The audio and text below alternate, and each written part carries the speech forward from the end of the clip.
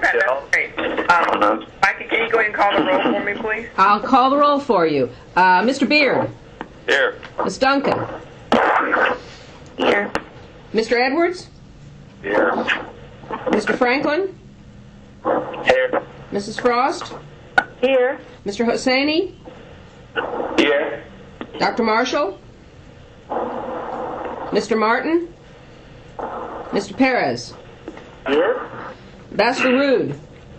Here. Commissioner Smith. Mr. Stavros. Here. Mr. Temple. Here. Mr. Tripp. Here. Dr. Yost. Here. Mr. Colson. Here. Madam Chair, you have a quorum. Great. Thank you very much, Mikey, for calling the roll, and you all very much for joining the call this morning. Let me start by saying it was a very interesting session, and I want to thank Dean Colson and the members of his committee for the time and effort that they put in to ensure that the university system and our board office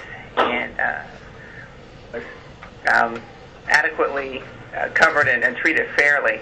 I think that it was the leadership of Dean in the very, very tough times that actually made a difference. I know that members of the committee were up here several times. I know that other board members who were not a part of the committee also put in a lot of telephone calls and made appearances up at the Capitol and visited with members of the legislature. And I just want to say thank you. It's because of your concerted efforts that I think that in very tough times we fared very favorably. And I think that you're now facing some other very difficult times as we go through and implement some of the things that were enacted and also deal with some of the budget cuts. But we're pleased that that because of the leadership of our legislative committee and with the work of our Rick, that we're able to make some good things happen. So I just want to first by saying thank you for that. I also want to note that I'm sure that many of you have read the papers already this morning, and that we're going through some very interesting times as the governor now reviews the budget and makes some decisions about what direction he may go in as far as vetoes. Frank and I have already spoken this morning. I'm going to prepare a letter to certainly talk about the importance of the dollars that have been allocated to our system, and certainly about the importance, particularly of the dollars that have been allocated for PICO, and ask the governor to be very mindful of the difference that our system makes. I've also directed Frank to work with the governor's office and certainly make our staff available to address any concerns and to do whatever he can to advocate on behalf of the system. I also would like to extend a special thanks to the lobbyists from each of the universities that work collectively, with Rick and with Frank to make things happen for the system. I think that when dollars are short and are looking for ways to make cuts, that is really the time that folks understand the value of coming together and working together, and I also want to say thanks for that. We have a lot of work to do. You'll find after Dean makes his report that a lot has happened, and we have a lot of responsibilities and different deadlines that we'll be looking to meet between now and the end of the year. And I want to thank you in advance for the time and effort that it's going to take for us to come together and meet those demands. But I'm pleased to know that we have the best board, in the country, and that if anybody can meet the demands that are going to be placed upon us in the next 6 months, I'm sure that we can. So with that, I want to turn the meeting over to the Chancellor for his report. Thank you very much, Madam Chair, and I'll pick up where you just left off. I do thank, as you did, everybody for their involvement in the legislative session. As you know, it was, as they all are, a fascinating session. And the fact that we were organized the way we were, as you mentioned, Madam Chair, was so helpful with our legislative committee, all the members of it, and certainly the coordinated efforts that was put forth by Dean Colson in making sure that it was efficient and effective. But we had numerous members on the committee and off who made regular trips to Tallahassee, as you mentioned, regular phone calls and emails, trying to make sure that we got our message across. And I do thank everybody. I also want to thank you for your commendation of our staff, Rick and our folks, and it is the whole staff during session, because as you all know, one of the things that we are responsible for during session is responding to legislative information requests. So our entire staff is on the ready for that 60 to 90-day period, taking those requests for information, putting them into a user-friendly form, and getting them quickly turned around to 160 members of the legislature and the governor's office. And they really did an outstanding job on that side of the ledger, and then also working with us in committee meetings, individual meetings, to make certain that we were appropriately organized to advocate for our system. And you also mentioned, and I will too, the hard work of all of the folks out there in our universities, from the presidents, members of their boards of trustees, certainly their legislative staff, faculty members, and others who came to Tallahassee, who advocated for not only their position, but most importantly, the system's positions, which is good for everybody. And it was a well-organized effort, and I do thank everybody. We had a pretty good session, all things considered. I just came from a meeting of some of my colleagues in North Carolina, and I guess it's cliche, but it's suffice to say, it could have been much worse. In states like North Carolina that took 17% hits. So while we did not see the federal stimulus money replaced, and there are most of us who didn't believe that was going to happen anyway, we, with the tuition that we're looking at, are not in an unsimilar position to that of last year, although the federal stimulus money effect will be felt.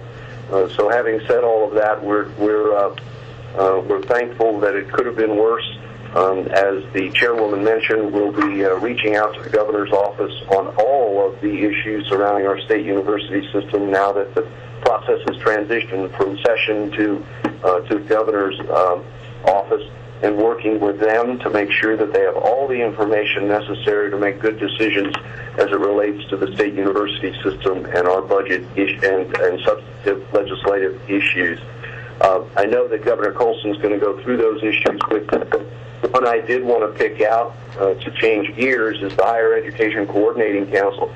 As you know, as Chancellor, I'm the representative of the state university system to that group. We continue to meet quite regularly, and our two co-chairs, Marshall Kreiser and John Moyle, really keep us together and focused. There were some changes in legislation this year. Actually, I suppose would suggest to you that what those changes in legislation did were to give greater clarity to what the Higher Ed Coordinating Council should be looking at and to. We've been working quite well together, and I think that this legislation will make it a little bit clearer as to the kinds of things that we ought to be taking up, issues that center around data collection, and trying to somewhat standardize the way multi-delivery systems approach and align some of the things that we do. For the Board of Governors, the State Board of Education are still very much in charge and responsible for their different delivery systems. But I think that this will give us that opportunity to greater clarify the work we have to do with the Higher Ed Coordinating Council as it relates to bringing back recommendations to our boards. That's going to be critical as we get deeper and deeper into the strategic planning process. Much more to come on that at our June meeting. But I there commend Governor Martin, Governor Rood, the members of the Strategic Planning Committee. The chairwoman talked about time. The amount of time that the strategic planning effort is going to take for our state university system this year will be enormous. So I want to thank everybody up front. I know even the chairwoman spent 4 hours with us between yesterday and the day before on the telephone trying to organize for the June meeting, which is going to be a significant meeting. Not only lots of important things taking place, but some directional issues to deal with that are going to set the tone for the next couple of years to come.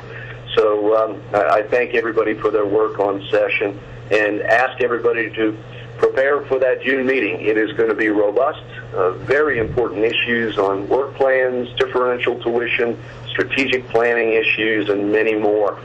So the more preparation we can do, I think the smoother it will go. We'll also be looking at orientation for new board of trustee members, beginning both at the June meeting and at the September meeting. Randy Goen is going to work to coordinate that effort.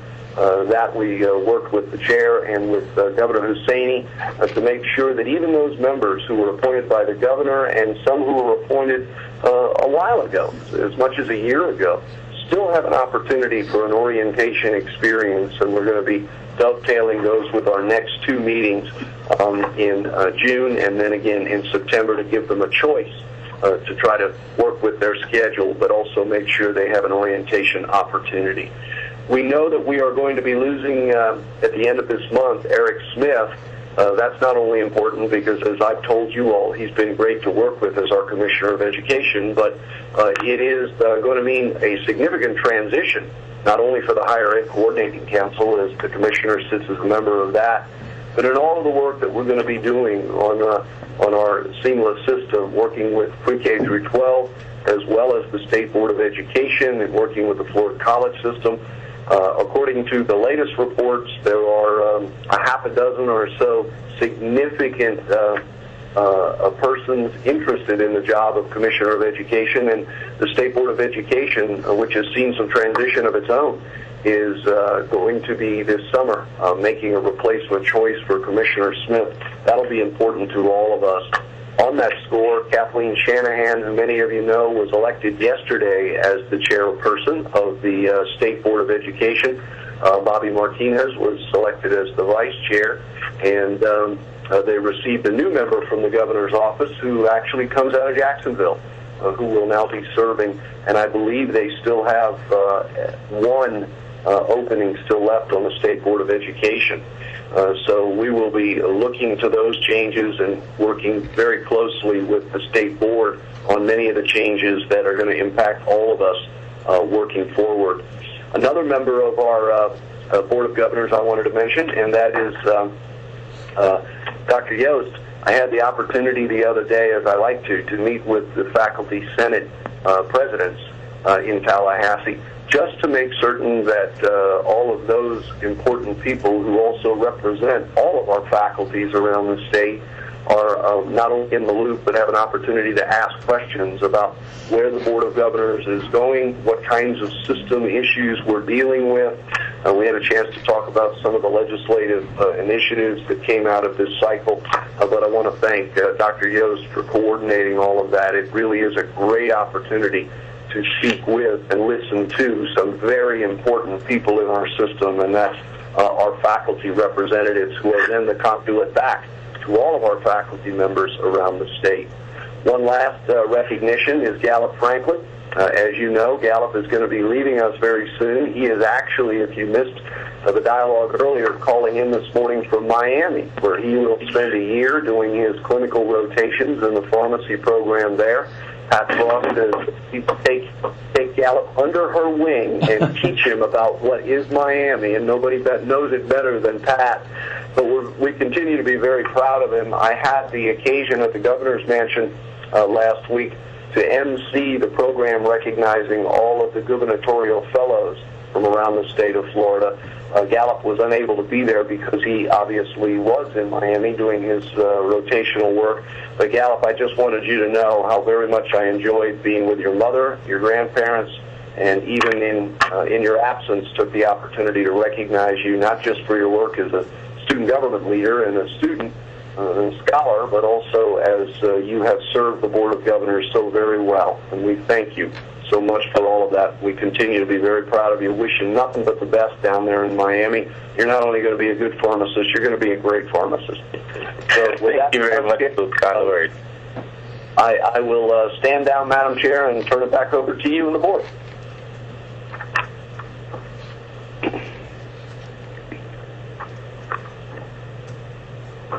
I'm in Jacksonville.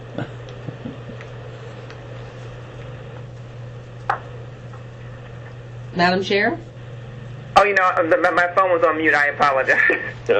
Well, I'm used to you doing that to me, Madam Chair. No, I apologize. Actually, I thought I heard Gallup saying something in response to your comments. Did you say something, Gallup, and I just missed it? Oh, yes, ma'am. I was saying thank you for the kind comments, Chancellor Brogan. I really do appreciate it. Truly did. Thank you very much. We'll now go on to item number 3, which is the update of 2011 legislative session, and we'll turn that over to Vice Chair Dean Colson. Thank you, Madam Chair. I think I should begin by thanking our chair for her leadership and commitment the past few months. During a very difficult legislative session, the 60 days of the session is never easy, but it's been even more of a challenge in fiscal times such as these, and our chair was terrific. I know that my sentiments about our chair are shared by every member of this board as well as by Chancellor Brogan. So on behalf of more than 300,000 students, Ava, we thank you. The members of the board also rose to the challenge in a very difficult year. They were in Tallahassee and working the phones in order to get the most out of the legislature that we could this year. And the Legislative Committee was also willing to make more time to come to Tallahassee when needed. But I especially want to thank Governor Hussaini and Governor Tripp, who went above and beyond and were up there constantly. Toward the end of the session, Maury was relentless in reaching out to legislative leadership on behalf of the system. He was willing to do whatever was necessary on behalf of our students. And frankly, if you have those two people, you don't need me or anybody else in a legislative committee. Of course, our success would not be possible without the support of Speaker Dean Cannon and President Mike Aradopoulos. Our chancellor was on the ground every day making the case for how important it is that our public universities be adequately funded and supported. I'm going to make a couple comments and then ask the Chancellor, Tim, and Rick to provide more detail.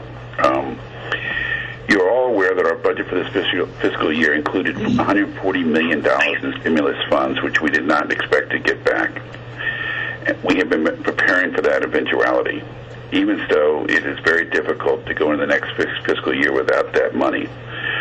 We are grateful that our trustees and presidents have the foresight to put in place plans to minimize the impact of the loss of these stimulus funds on our most crucial job, which is educating our students. In my view, the session was a success. We achieved much of our agenda, although not everything. And I just can't emphasize, when you look at what happened around the country, we ought to be very, very thankful at where we are today for our students around the state. So at this point, I'm going to ask the Chancellor Brogan to share a few thoughts with us, just a few, and then ask Tim and Rick to follow up with the budget and substantive agenda issues. Well, thank you. And thanks again for your leadership, Governor. We appreciate it very much. This was one of the better coordinated sessions that I recall, both as president and now as chancellor, and a lot of that had to do with your coordinated effort. I'm going to be very brief and simply say that I've already made my comments about session. So what we thought we would do this morning is turn it over to Tim to talk us through the budgetary side of both operational and PICO side of the budget and what occurred. And then we'll turn it over to Rick, and he can walk us through the substantive legislative issues that came out of this session. So with that, again, by way of commendation, thank everybody. And Tim, if you will take up the budget issues for us, please. Okay, thank you, Chancellor. In your packet are a series of budget spreadsheets on the operating budget, the board office budget, and then the PICO budget. So I'll be going over those with everyone. The total 2011-12 SUS appropriation for operations is $3.48 billion. That is 4% less than the 2010-11 budget of $3.62 billion. So the difference of roughly $140 million, which is equivalent to the federal stimulus funds. If you compare the 2011-12 budget to our recurring prior year budget, that is less the stimulus and less some other non-recurring, we're actually about 1.3% increase for the system. So overall, that is very good for the system. You will when you look at it by individual institution, it will vary on the success because some of the tuition increases generated at each institution may not be sufficient enough to cover losses of state revenue, but it should bring folks fairly close. Some of the major issues in the budget, there was a overall base budget reduction of $98 million. We did receive some PO&M funds of about $20 million. We're very thankful for those funds as they were kind of a last-minute addition. We received funding. Tim, I'm sorry, this is Frank. You just may want to clarify for some of the members PO&M. I'm sorry, plant operations and maintenance funding. That would be for new facilities that universities will be opening up this next fiscal year. So those dollars are critical to the basic maintaining of those facilities. And it's a pot of money that we have received every year. And not to have gotten those monies in one year would have been pretty detrimental to those institutions that are opening new facilities. And Tim, if I can interrupt quickly and say this is a perfect example of how the coordinated effort helped.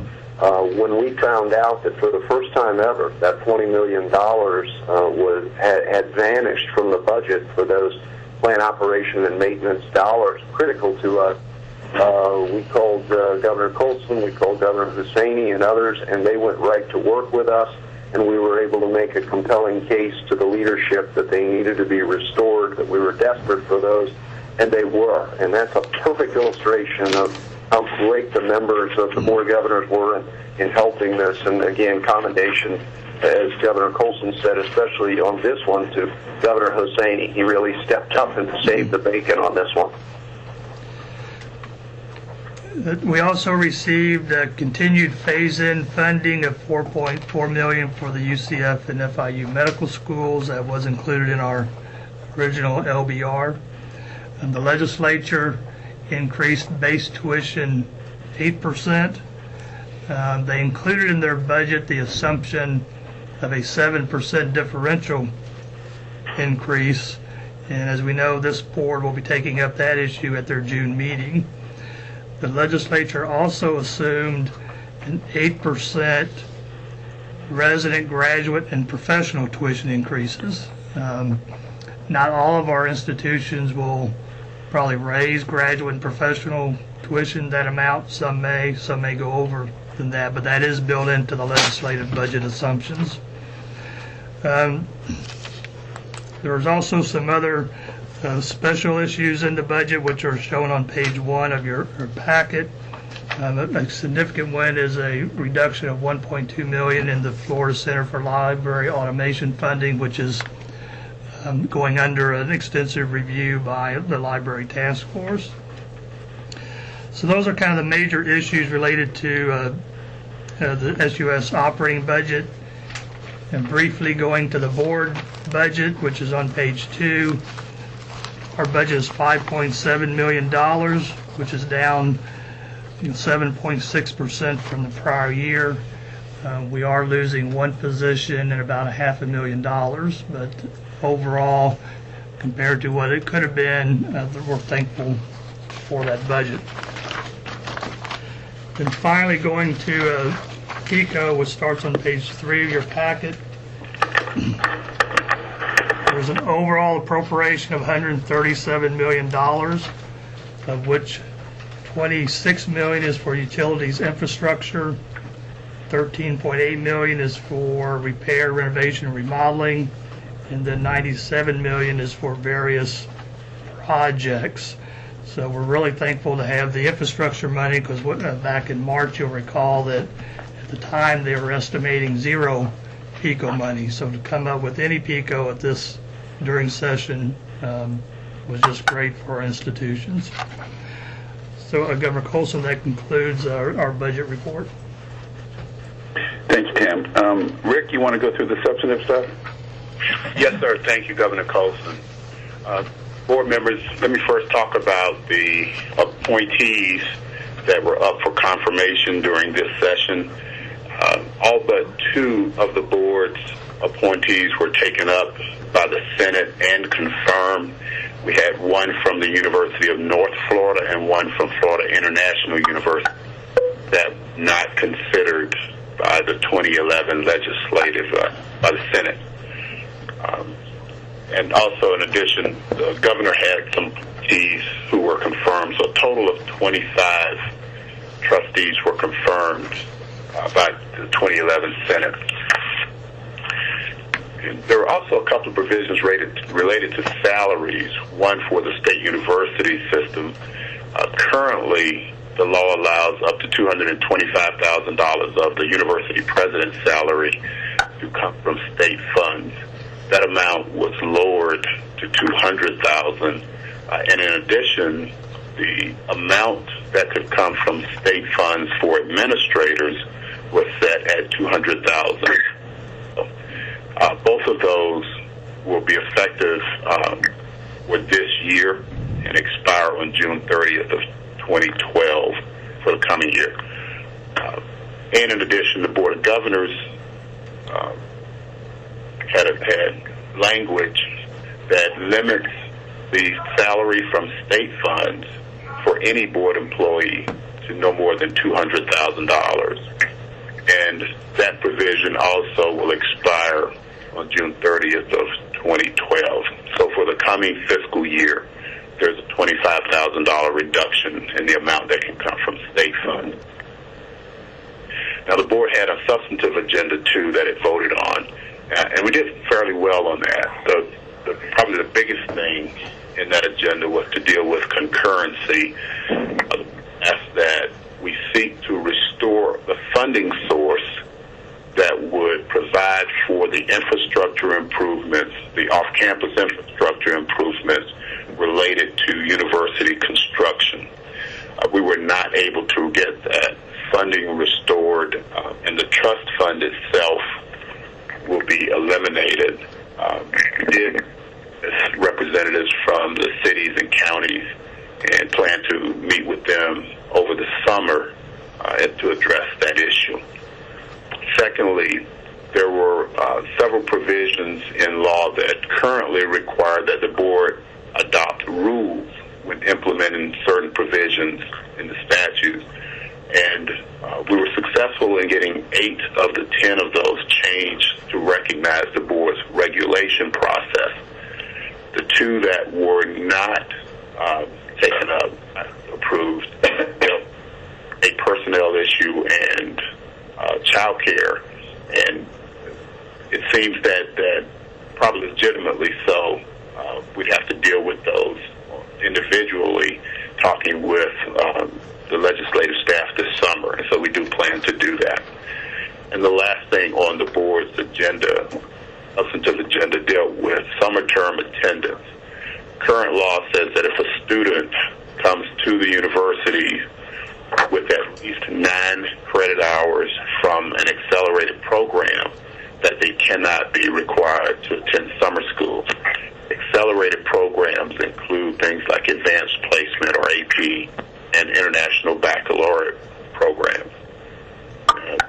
The agenda that you voted asked us to seek a repeal of that provision so that the universities would be better positioned to help students complete their education sooner and to utilize the facilities year-round in a more efficient manner.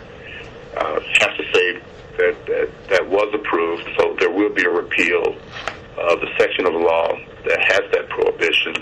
And in addition, there is a pilot established or authorized at the University of Florida that allows them to establish an alternate or alternative academic year that would encompass the spring and summer, but not the fall. And it's an initiative that the University of Florida actually put on the table, so that has been authorized. In doing so, it addressed one of the concerns that you expressed if we were going to get a repeal of that summer term prohibition, and that's dealing with Bright Futures paying for summer term attendance. In the pilot, it states that any student who is in that pilot can have their Bright Futures payments applied to summer term attendants if they qualify for that Bright Futures. So we think that's a good first step in opening up Bright Futures for year-round attendance. And, of course, we will follow up with that during the later sessions. Also of importance to the board was the whole issue of matching programs for facilities and operating challenge grant programs. During this session, they voted to suspend both of those programs, and right now the suspension is scheduled to be in place until at least $200 million of the currently eligible donations are matched.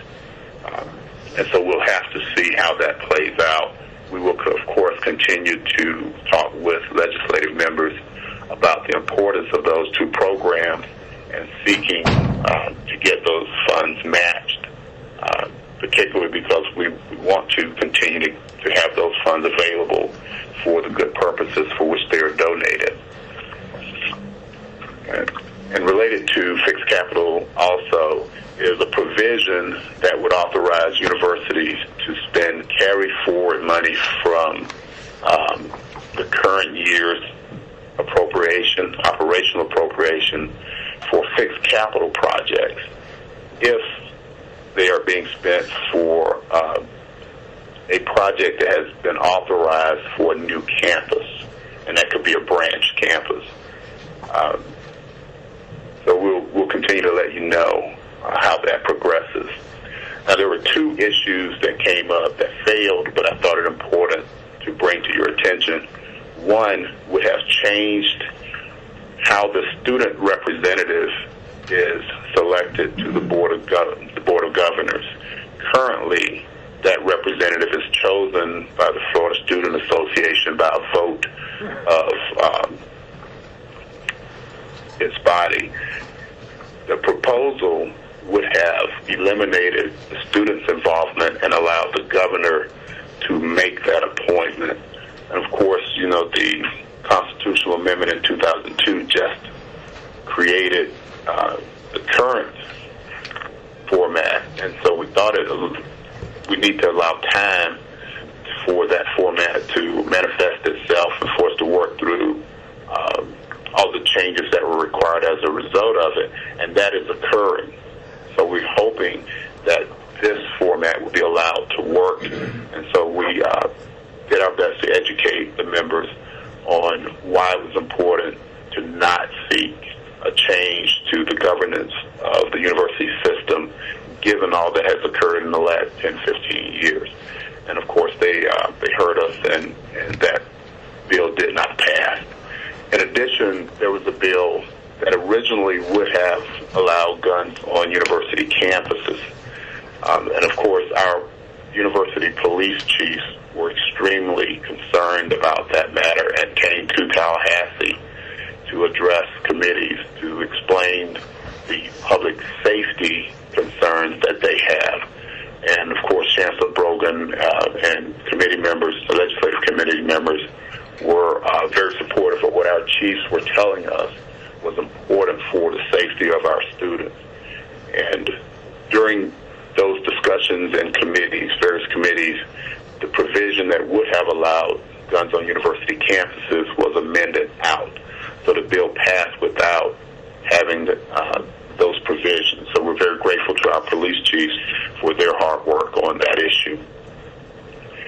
Chancellor Brogan mentioned the Higher Education Coordinating Council. The only thing I wanted to point out is that the report of that body is due December 31st of 2011, this year. So it's a pretty aggressive time frame for getting its work done.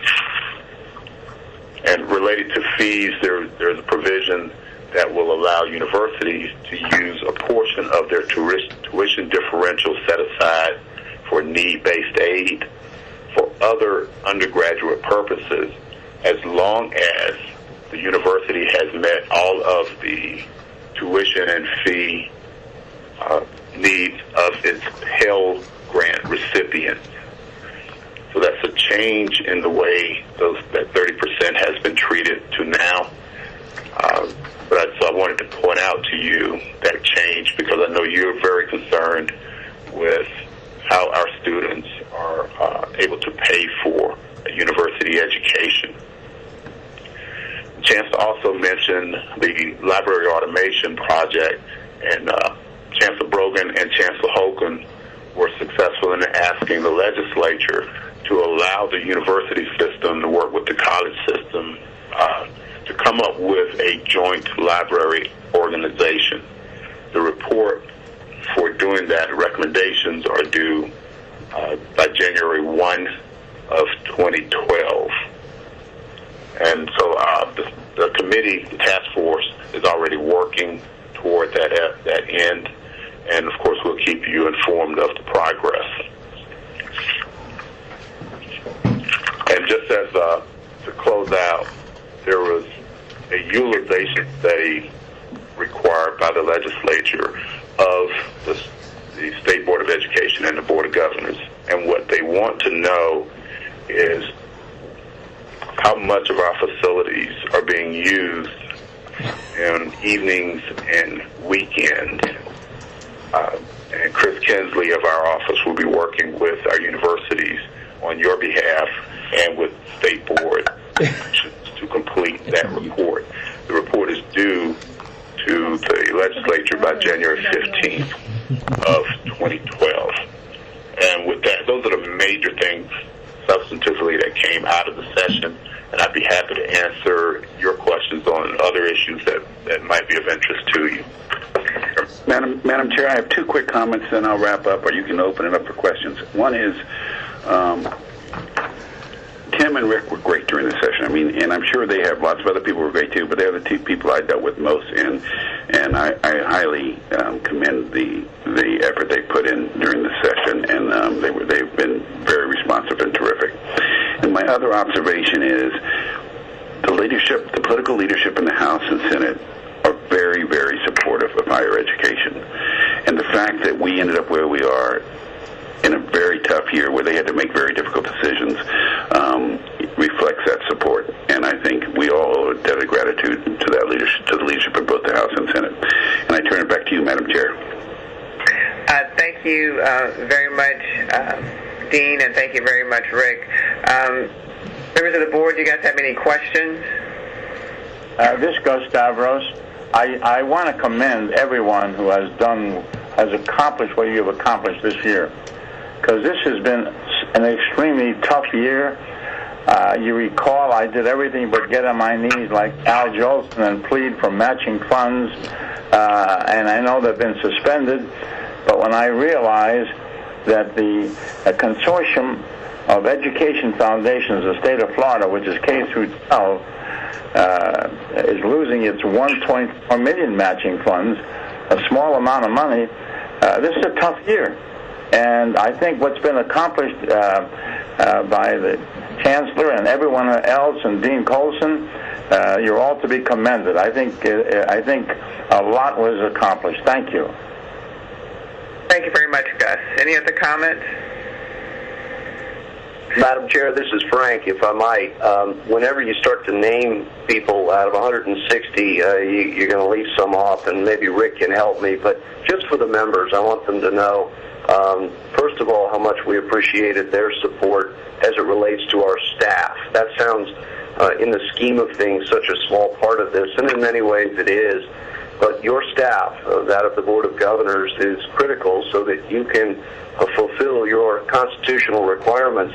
As you know, we have one of the smaller staff sizes in the United States, regardless of the size of the state. But I think, as Governor Colson mentioned, we've got some wonderful people who work very, very hard, small in number, but do great work. And we were facing some very, very dire cuts. Ultimately, with the cooperation of the House and Senate, we faced cuts, but they are quite doable. And our 45 people will continue to provide you high-level quality of service. I also would be remiss if I didn't say thank you, and again, this is where Rick can be helpful, because I don't want to leave any key members out. But the chair of our legislative committee has already mentioned the president, President Herodopolis, Speaker Cannon, but also the staff of the House and Senate working with us. But thanks to the leadership of Chair Grimsley in the House, Will Weatherford in the House, J.D. Alexander, Senator Alexander, the Appropriations Chair in the Senate, Chairman Proctor, Chairman Lynn, Representative Metz, and Rick. Am I leaving out any that I would regret leaving out? Senator Ulrich of Higher Education and Representative O'Toole, Higher Education Appropriations in the House, were very Absolutely.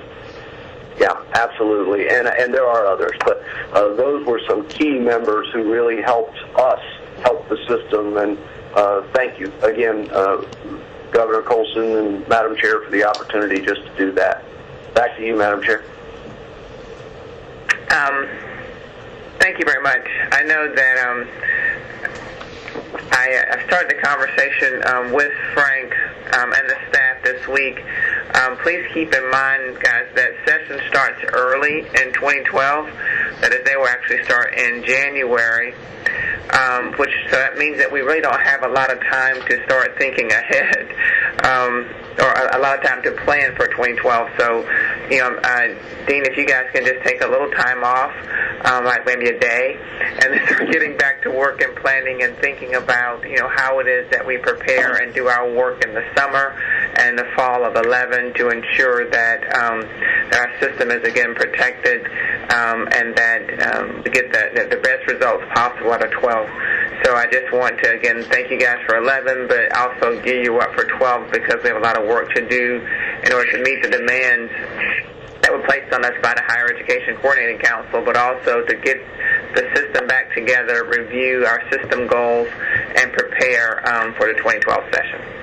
With that, we'll go on to item number 4, Governor Perez. Thank you, Madam Chair. If you look in your agenda, we'll be dealing with pages 14. Can you speak up just a little bit, Tico? Of course. Let me turn my volume up. Is that better? That's better, thank you. Okay. If you look at your agendas, we're on pages 14 through 26. There are 4 regulations. They're fairly straightforward. All of them deal with the ability to enhance universities' capability of dealing with their inventory for their properties and inventory tracking, that sort of thing. Really just continuing to conform to the new rules. Madam Chair, I'll just make individual motions, but just as far as all of them are concerned, they've all been noticed, they've all been posted. There have been no comments. These regulations and, more importantly, the definitions were worked out with the universities, and I think everyone's on board. So that said, Madam Chair, if there's no questions, I'd like to move approval of Board Regulation 9.001 dealing with definitions. Is there a second? Second. Any discussion? All those in favor signify by saying aye. Aye. Motion carries. Governor Madam Perez. Chair, I'd like to move Board Regulation 9.002 dealing with recording and marketing of property. Is there a second? Second. Any discussion? All those in favor signify by saying aye. Aye. The motion carries. Governor Perez. Thank you, Madam Chair. I'd like to move Board Regulation 9.003 dealing with property inventory. Second. Any discussion? All those in favor signify by saying aye. Aye. Motion carries. Governor Perez. And Madam Chair, final motion is moving to Board Regulation 9.0031 dealing with disposition of property. Second. Second? I Second. think I heard a second, right? Yes. Okay. Any discussion? All those in favor signify by saying aye. Aye. The motion carries. Governor Perez? Thank you, Madam Chair. And just to close out the Budget Committee report, we've been working with our fee working group as a result of last cycle's challenges in determining and working through the fee processes. We've sent our working group a draft of kind of fee guidelines, if you will, that the board used this time to hopefully give some guidance to universities. We'll be releasing those in the next week or so and possibly have some discussion about that at the June meeting, just to prepare the universities for the next round, if and when we choose to go forward and do that. And Madam Chair, that concludes my report. Thank you very much, Governor Perez. Any other questions for Governor Perez? If not, we'll move on to item number 5, Governor Tripp. Thank you, Madam Chair. Madam Chair, the Audit and Compliance Committee met last Thursday, May 12th, by conference call. Our Inspector General, Derry Harper, presented the proposed annual audit plan for fiscal year 2011-2012, and a copy of that was emailed to each of the board members and to yourself earlier this week. The Audit Committee approved the plan. And to summarize briefly, the Inspector General is required by the Audit and Compliance Committee Charter and law to develop an annual audit plan for review and approval by the Board's Audit Committee and the Chancellor. The annual audit plan for fiscal year 11-12 was developed from findings of a systematic risk assessment and review of the Board's office's organizational units, including the Board Foundation.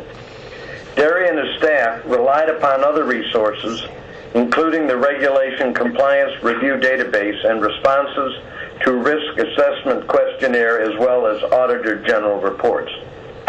Each auditable unit or activity was ranked based upon such factors as complexity and decentralization of operations, status of certain internal control elements such as policies and procedures or monitoring systems, and the financial impact. And based upon the results of the risk assessment and additional input from the Chancellor and senior staff, the following audit priorities have been identified. Number 1, institutes and centers. Number 2, ethics climate. Number 3, tuition differential. In other words, tuition and fee programs. And then number 4, the Board of Governors Foundation. The Board has previously delegated to the Audit Committee the duty to review and approve the annual audit plan. Therefore, a vote by the full Board will not be necessary. That plan was approved by the Audit Committee. And in accordance with its charter, the Audit Committee presents to you today the annual audit plan for fiscal year 11-12 for your consideration. And we had previously asked you to sign the document as Chairwoman, acknowledging your acceptance of it. Thank you, Madam Chair. Thank you, Governor Tripp. Are there any questions for Governor Tripp? And Governor Tripp, I want to make sure the report you just provided, it does not require a motion. Is that correct? No, it does not. That's for information only. The Board previously delegated to the Audit and Compliance Committee the authority to set the audit plan. Okay. And we did that by our meeting on Thursday, May 12th. We had a conference call. Great. Are there any questions for Governor Tripp? Thank you very much, Governor Tripp, for your time and dedication, and certainly thank the members of your committee for the committee work that you all were doing outside of the meeting of the full Board. I know that it's not on our agenda, but I'm going to call on Governor Hussaini. Moore, can you give us an update on where we are on a trustee nominating committee? Madam Chair, I want to share, before I start my report, share a secret with you, with the legislators. Okay. When we were talking to them about cutting our staff to half, and I told them I did not see any problem with that because we will be moving to Tallahassee to take on some of the job that needs to be done.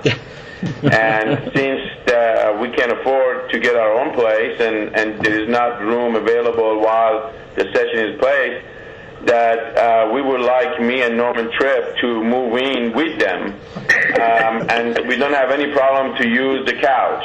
That was very successful in for them to say, no, I don't think that's a good idea, so that really worked with them. We appreciate the fact that you and Norm are willing to give up your day jobs and to become full-time staff people for the Board of Governors, and that you're willing to move in with some of the legislators to make it happen. So thank you for that dedication, Norm and Moore. Which legislators? Madam Chair, member of the board, the trustee nominating committee has been working this year to fill open position on our 11 board of trustees. In January, we completed more than half of our appointments and now have positions left to fill on UF, UCF, UWF, UNF, and FIU boards. Since we have had a few new vacancies come this year and have lost a few candidates from our applicant pools, we have decided to reopen the application period for trustees at UF, UCF, UNF, and FIU. As there have been no changes to the applicant pool at UWF, I have asked the board members who have the UWF applications to proceed with their interview and reviews. Madam Chair, there was an opportunity came up in working with the governor and governor's office in appointments. We work together directly with the governor in appointments and basically sharing files and looking at the different people have applied the same time to our board and with the governor. And governor was interested in looking at our pool, and he was interested in some of our pool. We had a great pool, and we had a great people that was coming up through the system, and so governor felt that he can appoint some of those people, and he did. We gave him the opportunity. So it worked very well with the governor, and so we continue in the future basically sharing together, going through this process. And we also had a couple of appointments that did not go through the legislators, and that came back to us, thus giving us the opportunity to open up. So our application and selection procedure calls for a 30-day application period. We posted the application process on Monday, May 16, 2011. The 30-day period ends on June 15, 2011. I will ask the members of the trustee nominating committee to review applications as they are submitted, make decisions about interviews, and proceed with these interviews during the 30 days period, recognizing that there may be excellent candidates who submitted their application on the last day of application period. My hope is that we can complete our work and bring recommendation to the full board at our June meeting to fill this trustee position. I know that this is ambitious schedule, but I am committed to filling all these vacancies as soon as possible, as we have discussed in our January meeting. Also, Chair Parker, I have discussed an orientation schedule for these new trustees. And as you know, all of the new trustees that will be brought in January, their appointment was subject to attending the orientation. I believe, in talking to different people that we have interviewed, an orientation is an extreme important to our process. I am recommending that all the new trustees, as well as the ones appointed by the board for terms beginning January 2010, attend an orientation session either at our June board meeting at USF or at September board meeting at FIU. The staff will be working on the agenda and contacting all the trustees, advising them of the opportunity. I want to strongly urge that all of the trustees appointed by the board attend one of the two orientation sessions, which I believe is critical to their successful service to their respective universities and to the state university system. With that completes my report, Madam Chairwoman. And also, I'd like to take this opportunity to thank both yourself and Dean Colson. Your leadership, both of you helped us to know the issues that we had to deal with the legislators. Thank you so much for helping us with that, and I'm finished. Thank you. Thank you very much, Governor Hussaini, and certainly for all the work that you've put in with the nominating committee as well as your work with the legislature. We really appreciate it. Your service and commitment have just been amazing, so thanks a lot. But members of the board, do you guys have any questions for Governor Hussaini and a report regarding the status of the nominating committee?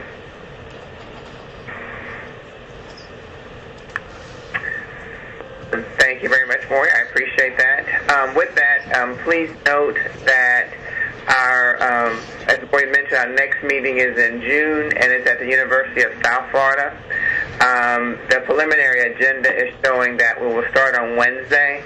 You guys will go all day Wednesday, and then, and that's Wednesday, June, what's the date, Mikey? 22nd.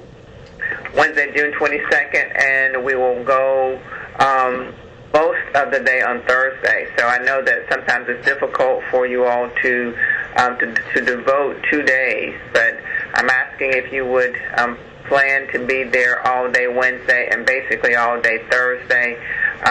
You will note that on Wednesday we will be covering the university work plans.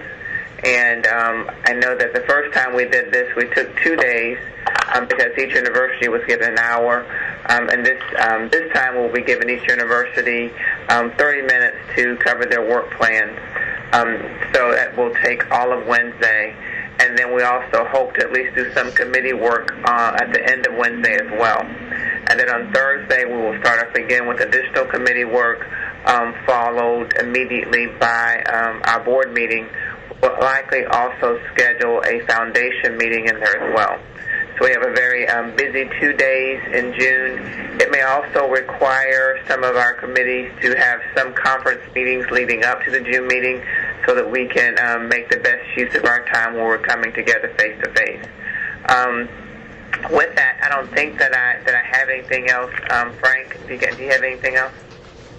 No, ma'am. Just thank you, and we look forward to seeing you in June. We will be working with each of you in terms of the materials that we're going to be turning out for the June meeting, again, to make sure that it, while very important, runs very smoothly. Perhaps, Madam Chairman, just one comment on behalf of Governor Martin and Governor Rood. When we did meet with them and we talked about the university work plans, they determined that it might be helpful in preparation, knowing that all of our members would get to know each of the university work plans for sure. But it might be helpful if we also asked members of our Board of Governors if we could divide up the 11 universities and have one or two of the members dig down even more deeply before the June meeting to help lead the conversation that also should be a part of the work plan presentation. So we're going to be working with each of you on that and ask you to really spend some extra time before the June meeting on one or two of the universities as you get to know all their work plans, but especially get to know one or two intimately so that you can help them lead the conversation about that university when it is their opportunity to present. Enough said, and thank you again, Madam Chair. With that, if there are no other comments or concerns for the body, anyone else? Madam Chair, Charlie Edwards. Yes, Governor Edwards. To the members of the facility committee, we are working on the possibility of a conference call on either Monday, June the 20th, or Tuesday morning, June 21st.